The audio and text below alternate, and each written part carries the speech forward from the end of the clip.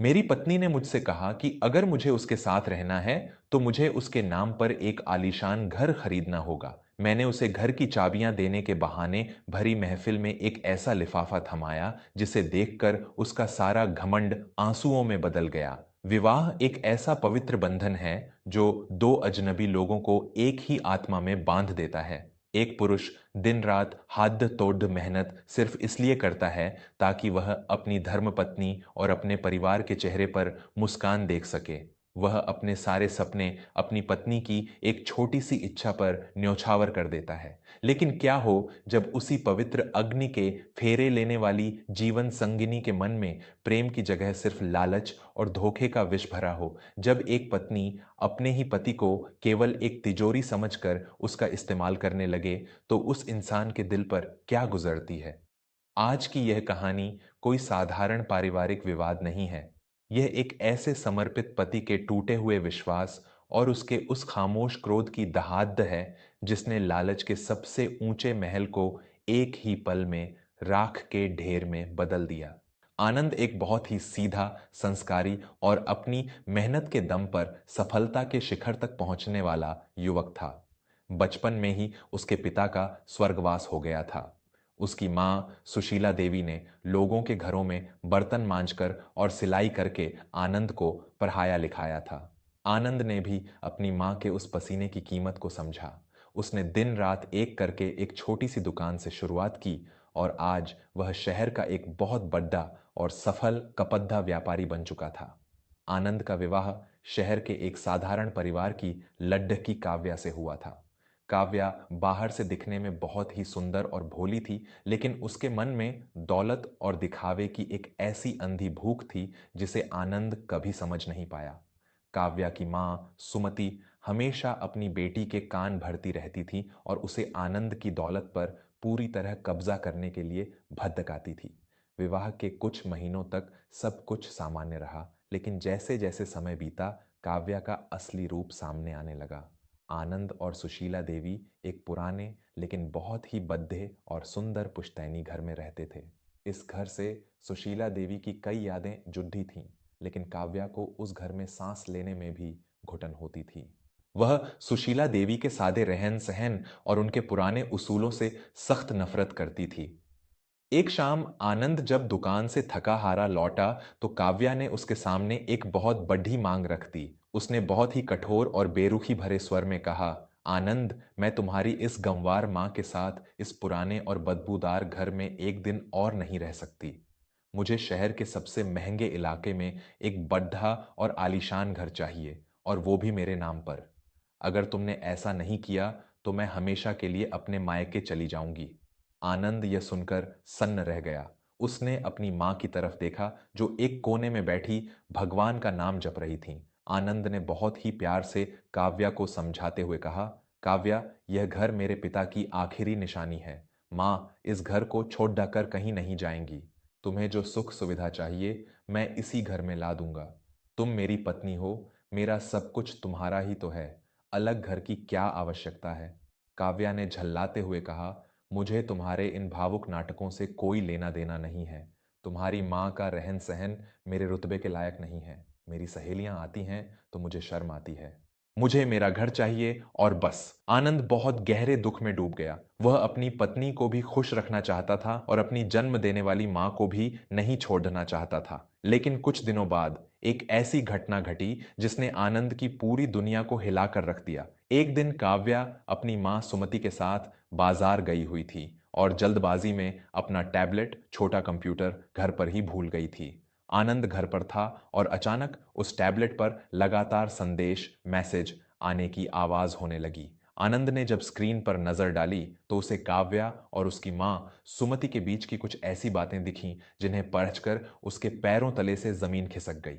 सुमति का संदेश था, बेटी, तू उस आनंद पर दबाव बनाए रख। एक बार वो नया करोड़ों का घर तेरे नाम पर खरीद ले, फिर हम उस आनंद और उसकी बुढ़िया मां को झूठे मुकदमों में फंसाकर हमेशा के लिए बाहर फेंक देंगे।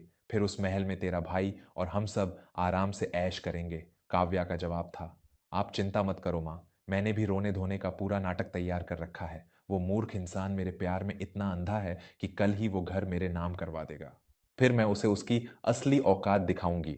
दोस्तों, जब एक पति अपनी पत्नी के लिए पूरी दुनिया से लड़िएच जाता है, तो वह सपने में भी नहीं सोचता कि जिस इंसान को उसने अपने दिल में बसाया है, वही उसकी पीठ में खंजर घोंपने की साजिश रच रही है। जब जीवन साथी ही लालच के दलदल में गिर जाए, तो इंसान का विश्वास पूरी मानवता से उठ जाता है। एक समर्पित पति की इस खामोश पीढ़ा और उसके टूटे हुए दिल को अगर आप भी महसूस कर रहे हैं, तो हमारे इस परिवार वर्मा स्टोरीज को अभी सब्सक्राइब करें। आपका एक सब्सक्राइब हमें यह विश्वास दिलाता है कि आज भी समाज में सच्चाई और संस्कारों की कद्र करने वाले लोग मौजूद हैं। इसलिए अपनी भावनाओं से जुड़ते हुए इस चैनल वर्मा स्टोरीज को सब्सक्राइब जरूर करें। आपके इस एक कदम से सच्चाई की आवाज हमेशा गूंजती रहेगी। उन संदेशों को पैरचकर आनंद की आंखों से आंसुओं की एक ठंडी धार बह निकली। जिस पत्नी के लिए वह दिन रात पसीना बहा रहा था, वह उसे और उसकी मां को सड्डे डेचक पर लाने की तैयारी कर रही थी। आनंद का दिल चाह रहा था कि वह अभी चीख चीख कर काव्या से सवाल करे, लेकिन एक तपे हुए इंसान की तरह उसने अपने क्रोध को पी लिया। उसने तय कर लिया कि वह इस धोखे का शिकार चुपचाप नहीं बनेगा, बल्कि इस घमंड को ऐसा तोड़ेगा जिसकी गूंज काव्या की 7 पीढ़ियों तक सुनाई देगी। अगले दिन जब काव्या ने फिर से घर की रट लगाई, तो आनंद ने बहुत ही बनावटी मुस्कान के साथ कहा, तुम जीत गई काव्या। मैंने शहर के सबसे बड़े बिल्डर से बात कर ली है। मैंने तुम्हारे नाम पर एक करोड़ों का आलीशान घर खरीद लिया है। अगले हफ्ते हम उस घर के कागजात लेने के लिए एक बहुत बड़ी दावत का आयोजन करेंगे। वहां मैं सबके सामने तुम्हें उस घर की मालकिन घोषित करूंगा। काव्या की खुशी का कोई ठिकाना नहीं रहा। उसने तुरंत अपनी मां सुमति को फोन करके यह खुशखबरी सुना दी। दोनों मां बेटी अपनी शैतानी जीत पर जश्न मनाने लगीं। दावत का दिन आ गया। आनंद ने शहर के एक बहुत बड़े और महंगे होटल में इस समारोह का आयोजन किया था। शहर के सभी बड़े व्यापारी, आनंद के रिश्तेदार और काव्या के मायके वाले वहां मौजूद थे। काव्या ने लाखों रुपए का डिजाइनर लहंगा और भारी गहने पहने हुए थे। सुमति भी पूरे घमंड में सीना ताने मेहमानों के बीच घूम रही थी, जैसे उसने कोई बहुत बड़ा युद्ध जीत लिया हो। सुशीला देवी एक साधारण सी सूती साड़ी पहने चुपचाप एक कोने में बैठी थीं।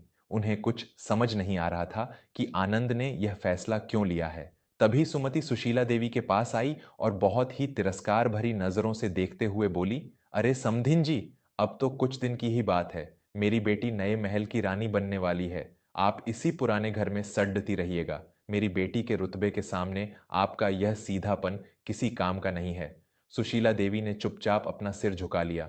जब इंसान अपने गुरूर और लालच के नशे में उड़ता है, तो वह यह भूल जाता है कि समय का पहिया कब घूम जाए, इसका अंदाजा किसी को नहीं होता। जो लोग दूसरों को नीचा दिखाकर अपनी शान बघाड़ते हैं, ईश्वर उन्हें भरी महफिल में ऐसा आईना दिखाता है कि वे किसी को मुंह दिखाने लायक नहीं रहते। अगर आपको भी लगता है कि काव्या और उसकी मां के इस घमंड का टूटना बहुत जरूरी है, तो वर्मा स्टोरीज से जुड़ कर हमारा हौसला बढ़ाएं।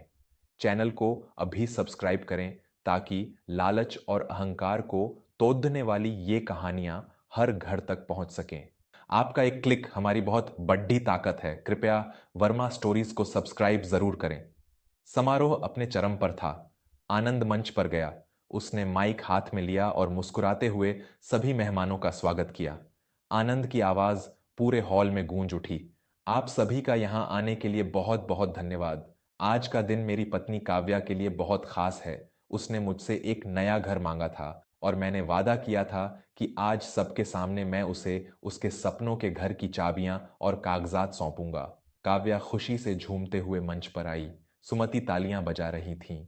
आनंद ने अपनी जेब से एक बद्धा सा भूरा लिफाफा निकाला और उसे काव्या के हाथ में थमा दिया। लो काव्या, खोल कर देखो, यह तुम्हारे जीवन का सबसे बद्धा तोहफा है। काव्या ने कांपते और उत्साहित हाथों से उस लिफाफे को खोला। लेकिन जैसे ही उसने अंदर रखे कागजों को निकाला और उन पर छपे शब्दों को पढ़ा, उसके पैरों तले से जमीन पूरी तरह खिसक गई। उसके चेहरे का रंग ऐसे उडडयाच गया, जैसे उसके शरीर से किसी ने सारा खून निकाल लिया हो। वे किसी करोद्धों के घर के कागजात नहीं थे, बल्कि वे काव्या के नाम जारी किए गए कानूनी तलाक के कागजात, डिवोर्स पेपर्स थे। और उसी के साथ जो दूसरे कागज जुड़े हुए थे, वे काव्या और सुमति के उन संदेशों, चैट्स की पूरी छपी हुई प्रतियां, प्रिंटआउट्स थीं, जिनमें वे आनंद और उसकी मां को सर डी डिएक पर लाने की साजिश रच रही थीं। काव्या हकलाते हुए पीछे हटी। आनंद, यह क्या है? वो घर। आनंद ने माइक को अपने हाथ में कसकर पकड़ा और एक ऐसी कड़क और धारदार आवाज में बोलना शुरू किया जिसने पूरे हॉल में सन्नाटा ला दिया। कौन सा घर काव्या? वो घर जिसमें तुम मेरी उसी मां को दर दर की ठोकरें खाने के लिए निकाल देती, जिसने मुझे इस मुकाम तक पहुंचाया है। तुम दोनों माँ बेटी मुझे बेवकूफ समझ रही थीं। मुझे लगा था कि मैंने एक जीवन संगिनी चुनी है, लेकिन सच तो यह है कि मैंने अपने घर में एक लालची नागिन को पाल रखा था, जो मौका मिलते ही मुझे डसने वाली थी। सुमति घबराकर मंच की तरफ दौड़ी। यह क्या तमाशा है दामाद जी? आप हमारी बेटी को सबके सामने बदनाम कर रहे हैं। आनंद ने दहाड़ते हुए कहा। तमाशा तो तुम लोगों ने मेरे विश्वास का बनाया था। वो सारे संदेश और तुम्हारी वो खौफनाक साजिश आज इस हॉल में मौजूद हर इंसान के हाथ में है। आनंद के इशारे पर उसके सहायकों ने हॉल में मौजूद सभी मेहमानों को उन संदेशों की प्रतियां बांट दीं। मेहमान उन कागजों को पाशकर काव्या और सुमति पर थू थू करने लगे। जिस दौलत के नशे में तुम मेरी मां को गंवार कह रही थी, उसी दौलत की भूख ने आज तुम्हें इस शहर की सबसे गिरी हुई औरत साबित कर दिया है। मैंने अपनी पूरी संपत्ति अपनी मां के नाम कर दी है, और तुम अब इस तलाक के कागज पर दस्तखत करो और इसी वक्त मेरे जीवन से हमेशा के लिए बाहर निकल जाओ। काव्या घुटनों के बल जमीन पर गिर पड़ी। उसका सारा गुरूर, उसकी सारी झूठी शान और उसकी वो दौलत की भूख उन आंसुओं में बहने लगी थी जो अब किसी काम के नहीं थे। वह रोते हुए आनंद के पैरों में गिरने लगी। मुझे माफ कर दो आनंद, मैं अपनी माँ की बातों में आ गई थी। मैं तुम्हें और माँ जी को कभी नहीं छोड़ दूंगी। मुझे अपने घर से मत निकालो। आनंद ने अपने पैर पीछे खींच ली। उसकी आंखों में कोई दया नहीं थी, केवल एक कठोर सत्य था। माफी?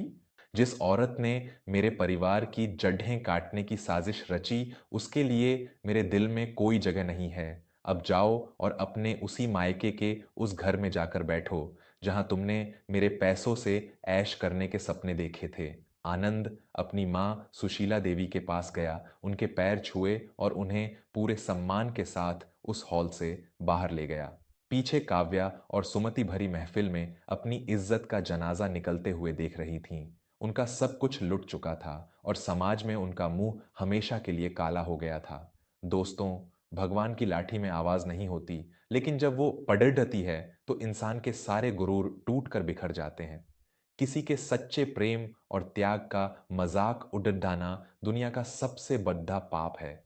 लालच के रास्ते पर चलकर इंसान दौलत तो पा सकता है, लेकिन अंत में उसे सिर्फ और सिर्फ बर्बादी ही नसीब होती है। अगर आनंद के इस साहसिक कदम और इस खामोश जीत ने आपके दिल को गर्व से भर दिया है, तो वर्मा स्टोरीज को अभी सब्सक्राइब करें। इस कहानी को अपने दोस्तों और परिवार के साथ इतना शेयर करें कि हर किसी को यह सीख मिल सके कि अपनों के साथ फरेब करने का अंजाम कितना भयानक होता है। कमेंट में जरूर बताएं कि क्या आनंद ने अपनी पत्नी के साथ जो किया वह बिल्कुल सही था। आपकी राय हमारे लिए बहुत अनमोल है। सच्चाई और संस्कारों की इस आवाज को घर घर तक पहुंचाने के लिए वर्मा स्टोरीज चैनल को सब्सक्राइब करना बिल्कुल न भूलें। धन्यवाद।